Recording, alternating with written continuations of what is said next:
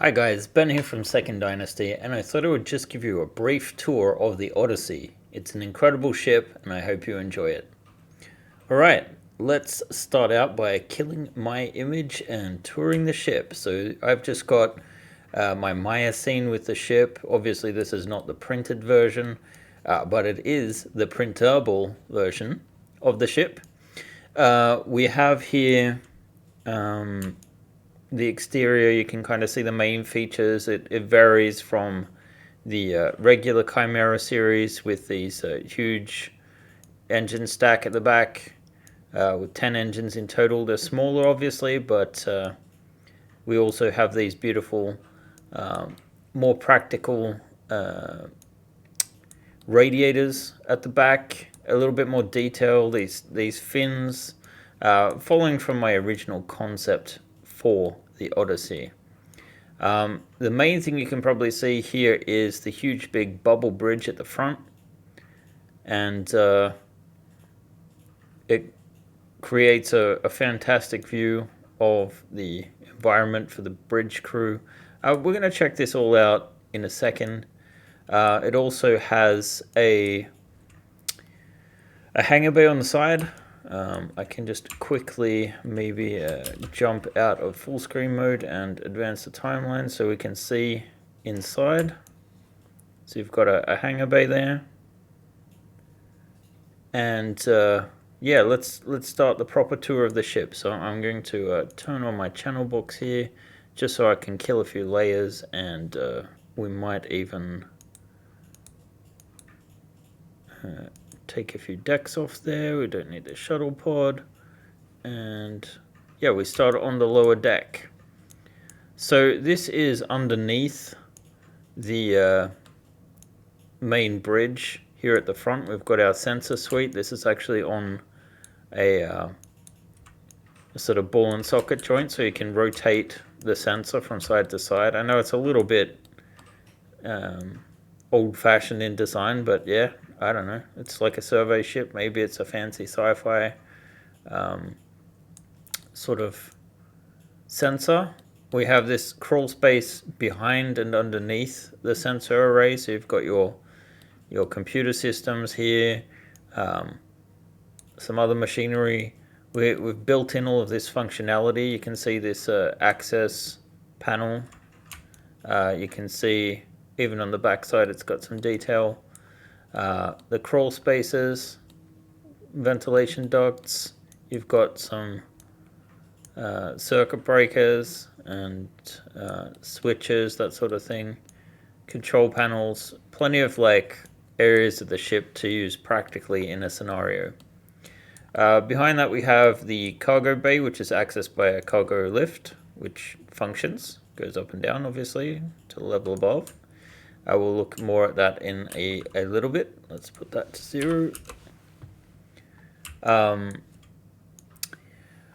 Then you can see the new doors that we have as well. And then we're coming to engineering, and one thing of note is the main machinery here, the power plant or fusion drive or fold drive, whatever you want to call it. These pipes are just stand-ins because we've actually designed it to use like hair ties to connect different engines and whatnot. But there's a crawl space that follows through all the way to the deck above, and let's turn that on and have a look. So yeah, the idea is that all these cables come to all of the engines and provide them power.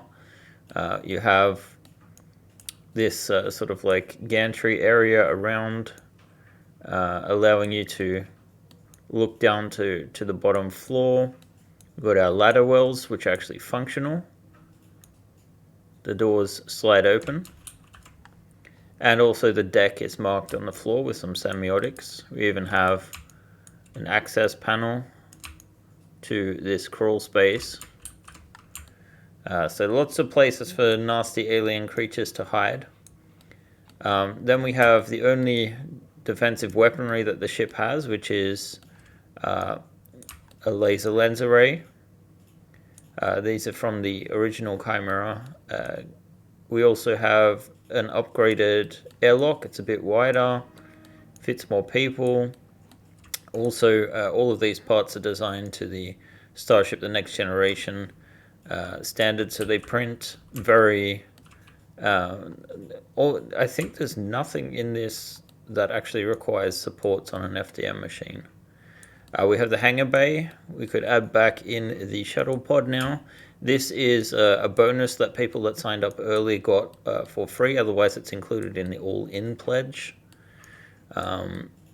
Then forward of that, we have a little room here that you could maybe use as an armory.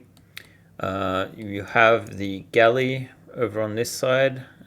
Maybe we'll add in some more tables at a later date. Some freshers. Crew cabin with a place for 6 crew members.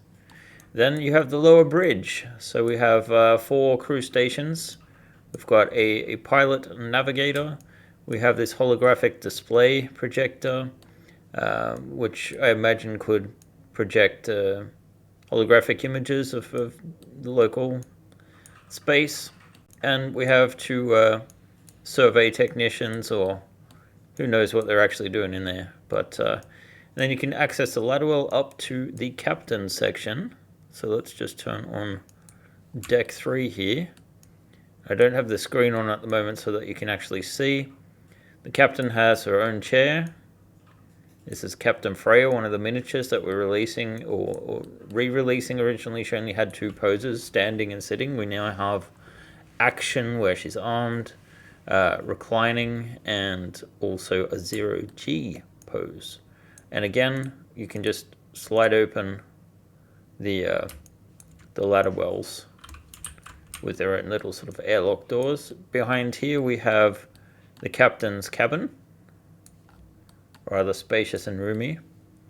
Then we have some like officers' quarters and another crew cabin for maybe the science team.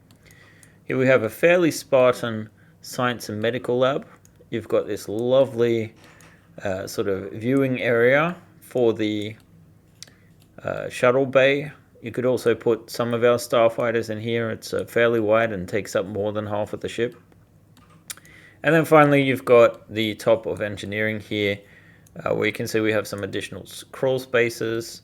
You have the chief engineer's office, and you have a workshop. So that concludes the Odyssey, at least as far as the standard layout is concerned. I'm hoping that you guys love the design as much as I do, and yeah, it launches today on My Mini Factory Frontiers.